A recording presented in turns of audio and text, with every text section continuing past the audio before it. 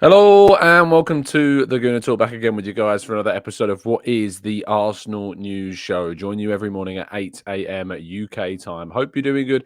Hope you're doing well. Thank you so much, everybody, for joining me. It's very much appreciated. I hope you've had a fantastic week. We've made it to Friday, and it means we made it to the weekend, of course, of the first week of the international break, the final international break of this year of 2023. And once again, you guys are staggeringly impressive because for the fourth day in a row during this international break, we have done it. We have reached over 1,000 likes once again. A lot of people were saying, can we reach 1.5? And I am I'm still very happy. Like, don't get me wrong, but it was like the last 2 days been 1.4. And I'm like, those guys that have been asking to see if we can reach 1.5 must be so annoyed. They're going to start creating new accounts and liking the video because they're fed up of it being at like 1,472, which is what it was for yesterday. We were close, but I'm not greedy. And I just want to see if we can achieve this crazy thing that just no one's tried to do. 1,000 likes every single day during an international break is crazy. But usually what happens is at the weekends, it's a real struggle. So I'm calling upon you. I'm calling upon you on Friday. I'm getting in early. That today and Saturday and Sunday, even if you're like, if you can't wake up at 8 a.m. on a Saturday, I completely understand. If you can't wake up at 8 a.m. on a Sunday, I mean, arguably only those that wake up at 8 a.m. on a Sunday are mad like me. But if you could just hop on at some point during the day and try and just drop that like button and catch up, that'd be really appreciated. But let's see if we can try and smash over the. I feel like if we can get through the weekend, we're on the home straight of the challenge. And as I say, if we manage to complete this challenge, I will release the tickets to our live event in February of next year early. So those of you that have been tuning in over the international break, you are going to be able to get in early and get those tickets. It's a smaller event than last time, so there's going to be limited tickets available. So you're going to want to get in there quickly. Anyway, good morning to those joining us in the chat box. Hope you're doing good. Hope you're doing well. Thank you, everyone, for doing so. A1, Jimbo, Olawale, Damien, Ryan. Good morning to Paul, to Blackshine, to Jimbo, to Rich, to Jose. We've got Ray, we've got Stephen, Glenn, Prince, Damien. Old Dave, Paul, Martin, Stevie, Amira, plenty more of you guys and gals as well. Thank you so much, everybody, for tuning in. It is really appreciated. I hope you've had a fantastic week, and I hope that you've got some fantastic plans ready for the weekend. I have, because the missus is back tomorrow. 2.5 weeks. I've been here alone, sad, lonely. She's left me for 2.5 weeks, and it's been, I've never lived alone. It's just something I've never done. I went to uni for 3 years, lived with people, came back, lived at home for a year, moved out with the missus, and for 5 years. It must be less than that, surely. 4 years. I've been with somebody, and it's 2.5 weeks alone, and it sucked. But tomorrow she's back, so I might even be in a better mood. You never know, which I didn't think was possible. Anyway, let's crack on with today's story. I had someone leave a comment on my video saying it took Tom 3.5 minutes to get to the first story in one of the shows this week because he was waffling. Well, we've gone for 3 minutes and 37 seconds, man. So they can leave another comment on my video. Anyway, let's crack on, shall we? Otherwise, I'm going to start getting some 1-star ratings. Anyway, good morning, and let's crack on with our only a few stories to discuss today, actually, and that's why maybe I vamped a bit this morning. But Gabriel Martinelli scored his first goal for Brazil. You can see Gabriel Magalhaes there in the image in the background. Really, certainly a great moment for him. However, Brazil lost the game. Colombia winning 2-1, and I'm gonna be real with you. I don't mind that because the person that scored the 2 goals wasn't an Arsenal player. It was Luis Diaz in the presence of his recently rescued father. Amazing scenes, really emotional scenes, and it's great to see Martinelli score. It's great to see him get that achievement. But it was really emotionally kind of fulfilling seeing that moment of Luis Diaz scoring and his father being there to witness that. An amazing story, scary one, and thankfully one that typically you don't really see too many positive outcomes in those types of stories. And to see what happened in the end was amazing. So, yeah, certainly very, very pleased with all the outcomes, I suppose, of that game. But Martinelli playing at centre forward as well, so that's certainly something to keep an eye on for the future. Is Martinelli actually played with Vinicius and Richarlison either side of him, so maybe it's a fifth centre forward option that we've got in our team, full of very versatile players. On to our 2 headliners today. As I say, there's not too many things to discuss, but there's reports suggesting that Ivan Toney, coming out of TalkSport, that he could not only stay in January, but that Ivan Toney could actually stay indefinitely, potentially, because there's suggestions that Ivan Toney might be keen on signing a brand new contract. Alex Crook of Talksport did suggest that he had information that he was very sure upon that he wouldn't be leaving in January. However, there were further suggestions, it seems, that Toney could also sign a brand new contract. To which I kind of agree with Jimbo here in the chat saying, oh, well. Oh, well. Oh, no. What a shame. He might sign a brand new. I can listen to people that really want Toney in my chat was going, no, Tom, it's not okay. You're not allowed to be happy about this. But I am a little. I'm a tad happy about the idea of Ivan Toney not joining Arsenal. Yeah, look, I think that the money involved in any deal to trying to get that done is absolutely just ridiculous. 60 million minimum with a fee that could rise to upwards of 100 million pounds. It's just mental money. It's just not worth it. So there's no point us losing our minds over the idea that Ivan Toney should be costing us that huge amount of money. But yeah, there's suggestions he might sign a new deal. There were some other reports that I saw this morning saying that might have a release clause in it. We'd have to kind of see what release clause that would be. Yeah, I still think it would be like 60, 70, something silly million pounds. So yeah, let's see what happens with that one. And lastly, our headline story of the day, and the one that probably caused the most discussion yesterday, is that Mikel Arteta has been charged by the FA. It has happened, finally. This has happened quite a while ago. It's more than nearly 2 weeks ago this happened. And the FA, as we know, wrote to Arsenal and Arteta for, quote, their observations about what he said, which has clearly led to a charge. So I don't know what they could have said in trying to find out his observations. Anyway, I'll read you the charge. So the FA said, regulation discipline update, Mikel Arteta has been charged with a breach of FA rule E3.1.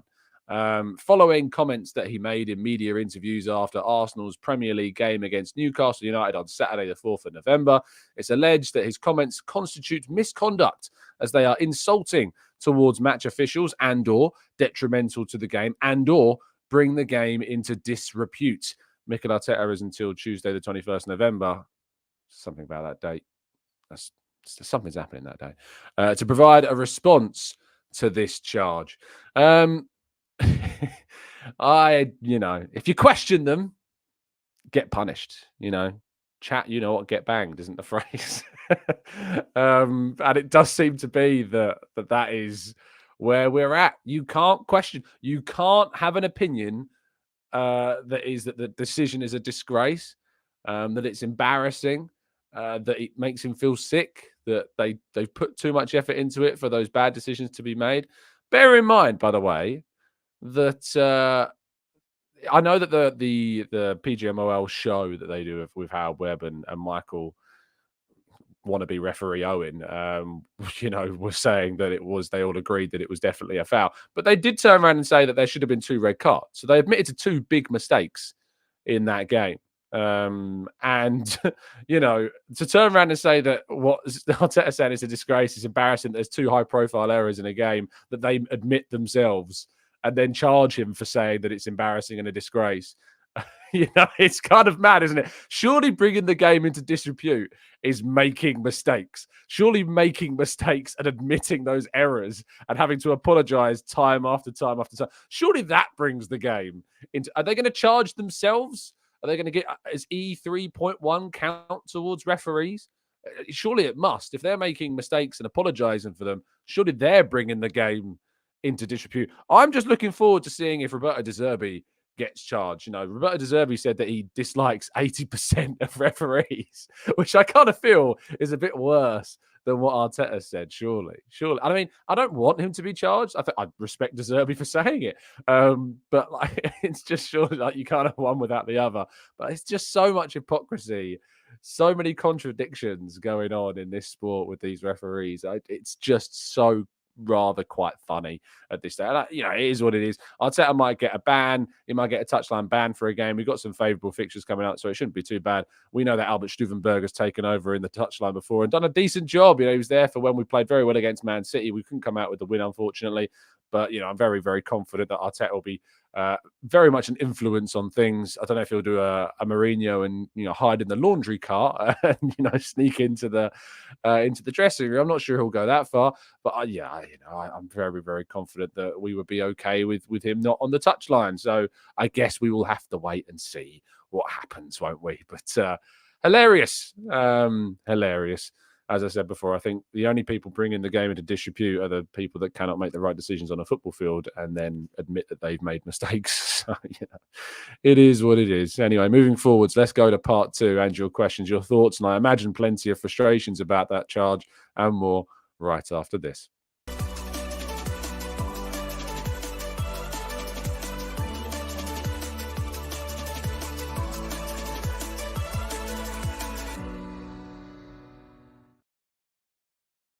Okay, let's jump into the chat box, shall we? And we'll tackle some of your questions, and we'll see what you've got. Before we do, though, as I mentioned at the start of the show, please do drop a like on the video if you haven't done so already. We are 4 days out of, I don't know when it ends. When does technically the international break end? Does it end when the game starts? So when is the next Premier League game? That'll probably tell us. Premier League fixtures. The next Premier League game is...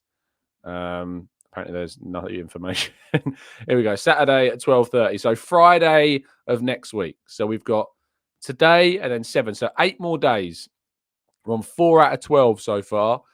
If we can get to 1,000 on each day of the international break, it is an amazing achievement. We're going to try and do it. We're going to push for it. We're going to try and go for it.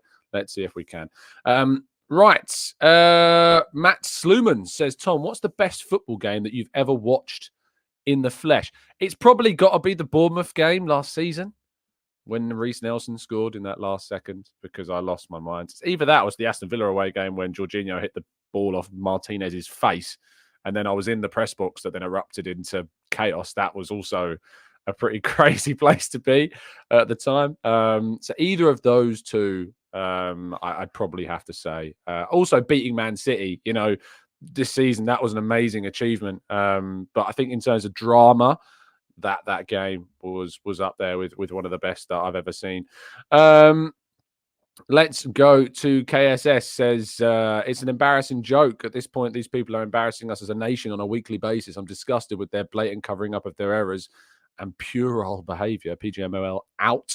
Alex says he won't be signing a new contract. That'll be and talk for another club to come in and offer him more money. That's regarding Ivan Toney. Martin says everybody thinks / knows PGMOL are incompetent, but according to the FA, you must keep quiet. Therefore, they become part of the problem, and the PGMOL should be charged.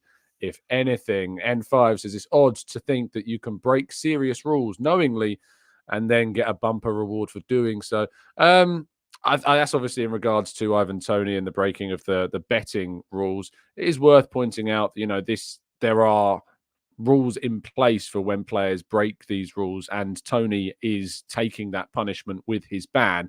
So therefore, when you finish that ban, you are allowed to continue, and I think that's got to be respected at the end of the day. If he served the ban, and once you've served that ban, if you think about break serious rules, there is other rules like the safety of your fellow players. And yet some players flaunt those rules and dangerously tackle people, threatening potential serious injury, and are sent off and miss their 3 games. Should they then not get bumper contracts after serving a 3-match ban for serious foul play? For, sometimes assaulting players, I know, and sometimes getting away with it. Bruno Garage. But sorry, cough. But certainly, I don't really buy into this one. I don't think it's necessarily odd. It's football. He's still a very good forward and deserves, if the club want to give him a new contract, then give him a new contract. I understand where you're coming from. I just don't agree with it. Defence is in trouble. Says he's going to get a touchline ban. Probably. I would be surprised if he didn't. Lee says it's pretty wild how many players, managers and clubs get held accountable for their actions, and the referees are entitled to unlimited get-out-of-jail-free cards. Yes, very well put indeed. Sabre says, Tom, what did you sing in the shower this morning in excitement for your missus coming home? That's the weirdest question. I didn't. I'm not a shower singer. I'm just not. I'm a car singer. I'm not a shower singer. So, yeah, it's the car, because the car is like, there's still a wall that my neighbours could definitely hear through. If they can hear through this wall, no, they definitely can when I'm doing this. That's why I've got loads of soundproofing around me. Yeah, I'm not going to be singing in the shower. Singing in the car is the way forwards. Let's go to Eguy says, which fans should stand with Arteta? He needs our support now. Enough is enough. Hashtag we stand with Arteta. Marcus says, did you see Gabriel's photo at the Brazilian team team meeting? Think it was due to Bruno in the elbow. Yes, I did. If you've not seen this, please find it. It's like Bruno Guimaraes celebrating his birthday, I think, and he's getting a cake or present or something. And Gabriel Magalhaes' face is just like, it's just deadpan. Like it's very funny. So I recommend going and having a look if you can find, because it is very, very funny indeed. Raybeam says drum and bass doesn't work in the shower. I used to have one of those like shower speakers that are like waterproof, but they're terrible quality. So now I just chuck headphones in and risk electrocution. I'm only joking. Old Dave says, speaking of the missus, old Tom, is Charlton her team, or am I remembering that wrong? They had a nice showing in the FA Cup. It is. It's her whole family. Oh, I say it's on her dad's side. Is Charlton. Her mum's side is West Ham. Yeah, she's a Charlton fan, and they were. I tell you what, they say they had a good showing against Cray Valley, but they had to replay that game after drawing with Cray Valley at home. It wasn't great, and I was around the in-laws when they were watching the Cray Valley Charlton game at the Valley. It was not good. There was a lot of stress in that house as they just scraped through in the end of the replay. It means they play Gillingham, of course, the team where I live locally, my dad's team. So yeah, that's going to be, it's like a battle of the families coming together for that one. Salim says, Tom, great to become a new member. I hear there's a free carrot cake to celebrate from the Emirates. Am I right? We haven't had carrot cake at the Emirates in a little while, unless I missed it. They have good carrot cake, to be fair. Cheesecake's the best one at the Emirates. It's by far the best. Lynn says, Tom, even after sacking the ref last season, the PGMOL reinstated him, so the chaos continues. Yeah, they put him back on VAR, didn't they? So what can they expect? They reappoint people that they're getting rid of. Ridiculous. Paul says, what's the position on Jesus? He wasn't in the squad yesterday for Brazil. He might be in the squad for their next game. We'll have to wait and see. We just got to kind of wait. We'll have to wait and see what happens. But he's training in terms of doing some inside work, but he's not ready to be in the squad. They play Argentina on, I want to say, Tuesday, maybe. Monday or Tuesday. So I guess we'll wait and see when and if and when he's involved in that game. More than a wheelchair, Chris says, Tom, with the way Ramsdale must be feeling, what are we gonna do when we leaves? Who else is there to go after? Arteta has created a big problem and Raya isn't worth the problem. I think that, as I've said before, going for an older goalkeeper might be the way forwards, rather than having two players of very similar age, 25, 27, in a bracket that, are going to compete against one another. I think you have to go for a goalkeeper that's slightly older, that can give you that experience. And that's certainly what the bigger clubs always tend to end up doing. So, yeah, I would probably be going down that route of trying to find a goalkeeper that's more experienced, is willing to come in and compete for a spot, but is also happy being the number two if we're going to move on Ramsdale. But I agree in the sense, I think Arteta has to a degree created a problem. I've talked about my feelings about the Champions League snub of Ramsdale and how that created a worse issue, in my opinion. But we're second in the table, and Raya's been a part of that to a degree. And his stats certainly show that he's improved things statistically as well. So we can't necessarily argue too much with that. Jürgen says, do you ever think that when the VAR checking game is in action, we could hear the audio live? I think that would be a great thing. I think it would be a great thing if we could hear the audio. If you can release the audio later, it means it's being recorded. I personally think that it should be. I think referees should be mic'd up. I think that's what should happen. Like in rugby, I don't see why that wouldn't be the case. But, it's a reason why maybe they don't want us to hear that live and they only release it later. Amira says, make it make sense. How does your boss criticizing all your errors on live television weekly not make you embarrassed and want to do your job better? How are the refs not ashamed on a personal level? You'd have to ask them. Jimbo says, any update on Ødegaard's? Not at the moment. The players were given some time off at the start of this week that didn't go on the international break. He will be assessed. He is being carefully monitored. Of course, we now know publicly that it's emerged that there was a concussion involved in that injury that took place before the game against Newcastle.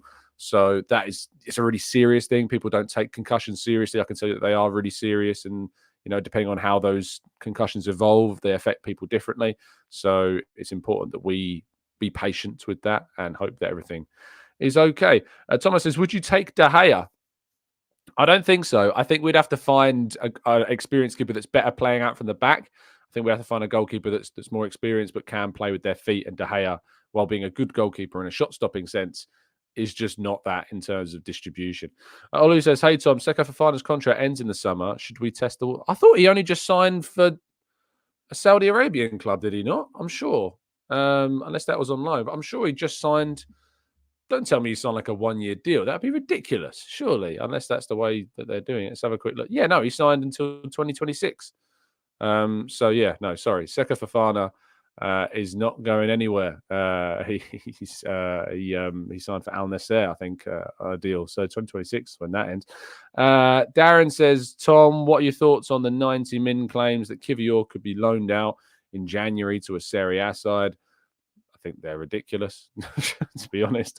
Why would we weaken ourselves in defence? That would make absolutely no sense whatsoever for Arsenal to do that. We need the depth in defence. We're already quite short. It would make no sense to loan out Kivior.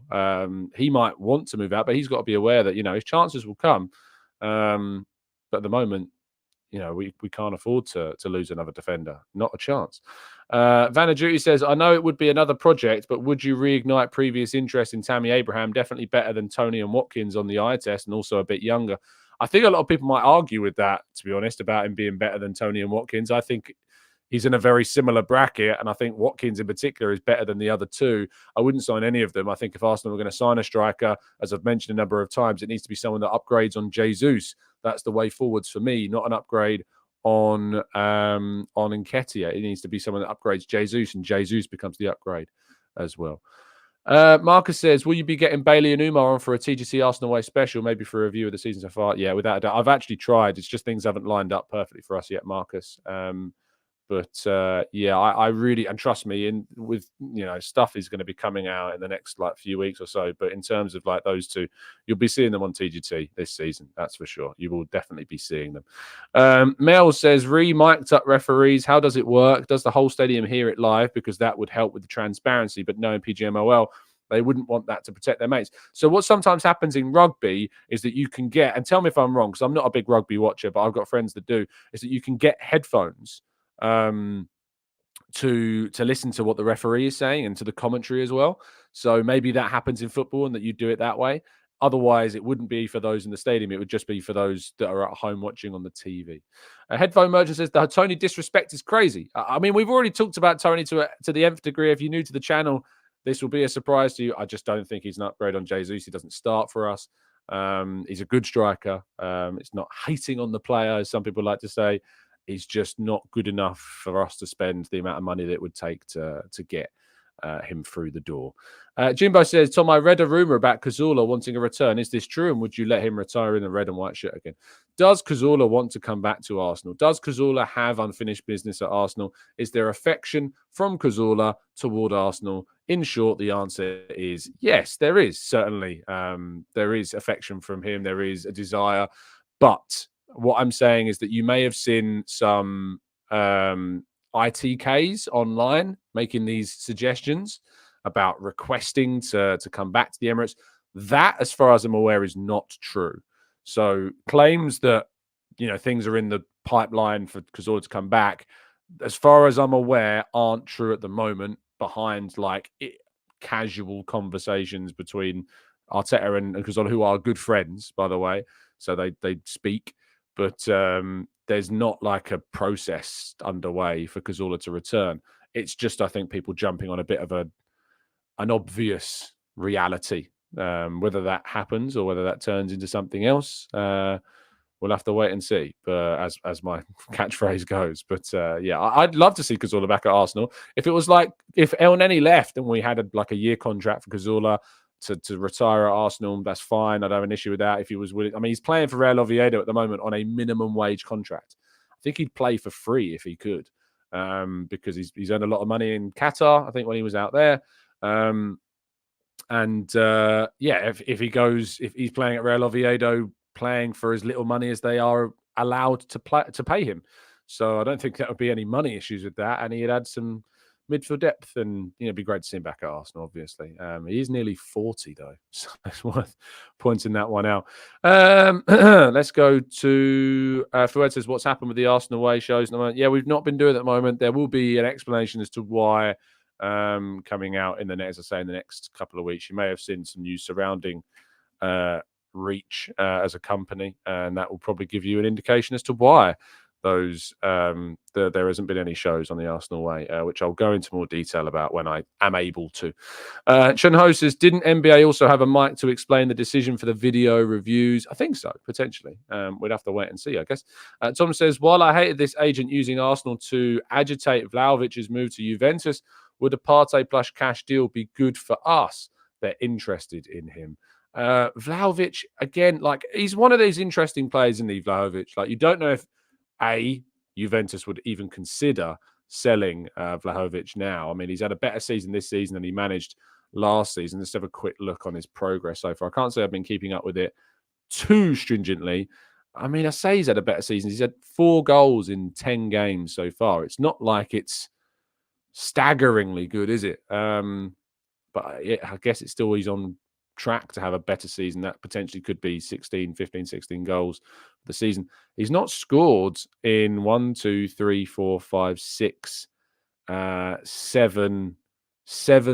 games. He's not scored in his last 7 appearances. So I'm not sure Vlahovic is the way forward, Tom, to be honest, from the looks of things. It seems that he has dipped a bit in terms of form. He has had a bit of an issue as well. Marcus says 2,000 likes and Tom cleans his house and a randomly drawn TGT member's house. Certainly not happening. No, just not going to happen.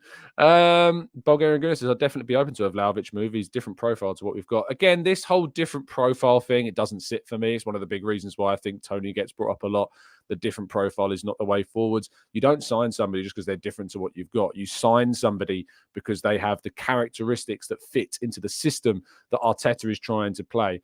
I get the argument of trying to sign somebody that maybe gives you a little bit different to what we've already got to some degree. But if they don't fit the way in which you play, and you'd have to change the way you play to fit that player, that's far too much more that's needed than just bringing in one player that gives you something different. I think that we've already got variation in Havertz. I think that he had something if we were desperate to try and throw balls into the box late on in a game. We've not necessarily had to do that all that much recently.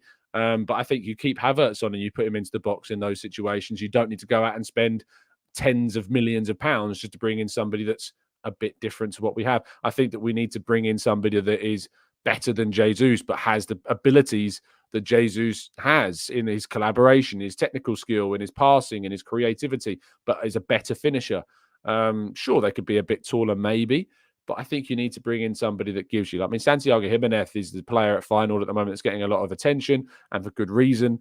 I think you need to maybe invest in somebody younger, and that's the way forwards. And Bulgarian says, I agree, but we don't see Havertz at 9, but that's not true. Think about the Crystal Palace game. He went up top at the end of that game. You think about the Newcastle game. He was getting into the box at the end of that game. When the situation adjusts and fits, Arteta does push Havertz into the box, and you should, look out for it when it happens, because we aren't going to sign somebody just because they're a bit taller.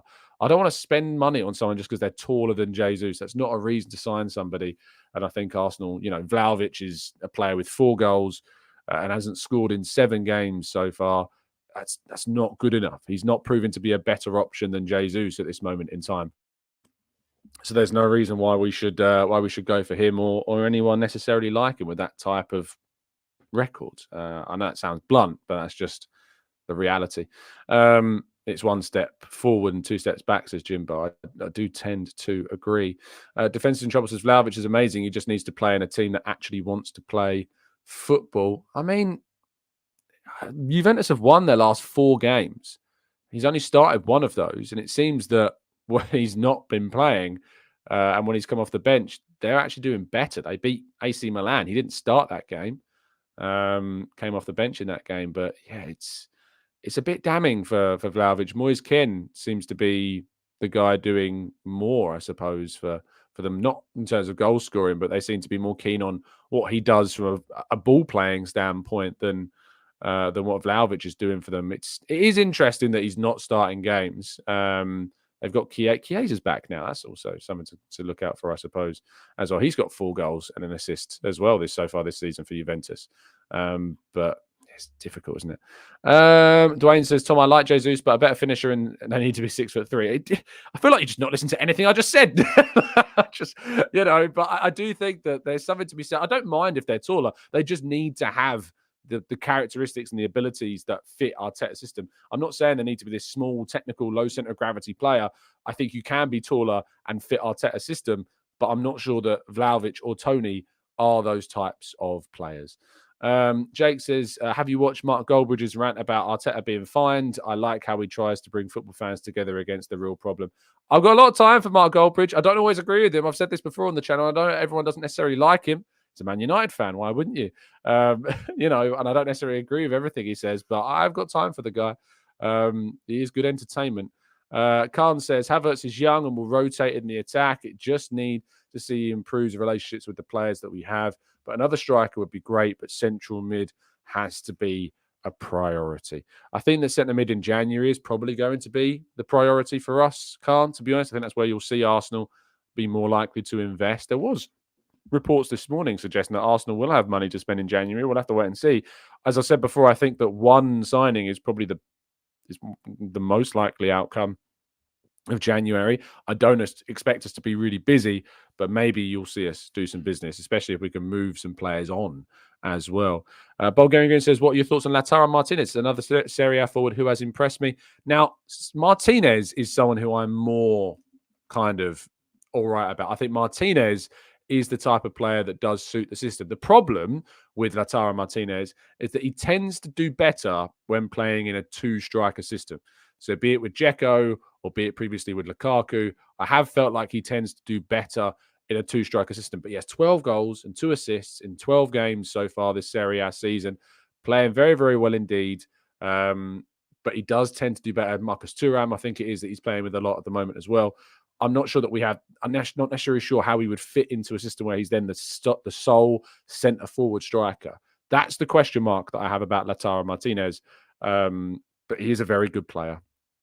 There's no doubt about that. And I'd rather him than a Toney, than a Vlahovic. I'd rather him than a Watkins. I'd rather Lautaro Martinez than any of those players. He would certainly be my pick over those ones. I just think he suits what we're trying to do a lot more. Let's go to Victor Goyaqueres, says MM. I'm probably pronounced that incorrectly. Is a striker that we should be looking for, especially with him killing it in Portugal. Is he the previous Coventry City striker that moved to, was it Sporting? I think. Yeah, let me have a quick look. He is indeed 25 years of age. Previously I'm pretty sure it was Coventry. It was Coventry. He was at Brighton before that, and then moved for a big fee. 7 goals, 4 assists in 10 games, 12 goals in 14 games across all competitions this season. 25 years of age. One to keep an eye on. I can't say I've watched too much of the guy, so I don't know too much about him. But he seems to be doing very, very well indeed in Portugal. I think the player that you need to look at in Portugal at Sporting at the moment is Diamande. He's the player that you need to look to. He could be a really good defensive option for us moving forward. Centre half that could rival and bring great competition to that back line. Who knows? I think I've seen enough for him that makes me think he could even maybe push into midfield. I think there's a lot in that player, very exciting talent, and one to keep an eye. I think he's Ivory Coast international. One to keep your eyes on for sure. Anyway, we're going to round the show up there. Thank you everyone that's tuned in. Please do drop a like on the video. Help us on our way to 1K for 5 days. And thank you everyone that continues to tune in. If you're listening on audio platforms and you want to help us on this 1K every day in the international break, hop over to YouTube and just drop a quick like on the video. That would be really appreciated. But thank you to everyone that listens. Thank you to everyone that tunes in. I'll be back, of course, tomorrow morning for another show in a very, very good mood indeed, for those that will know the reason as to why. Yeah, as I said before, Saturday, Sunday, they're going to be our big challenge days for this chat. They are going to be the most challenging days, I think, to get this challenge over the line. So please do continue to tune in. Even if it means doing it on catch-up, if you can't wake up early on a Sunday or a Saturday, I completely understand. But catch up on the show and help us out in our international break challenge. I really would love to be able to release these tickets early for you guys for our live event coming out in February. We'll see you very soon. Have a fantastic day. And as always, up the Arsenal.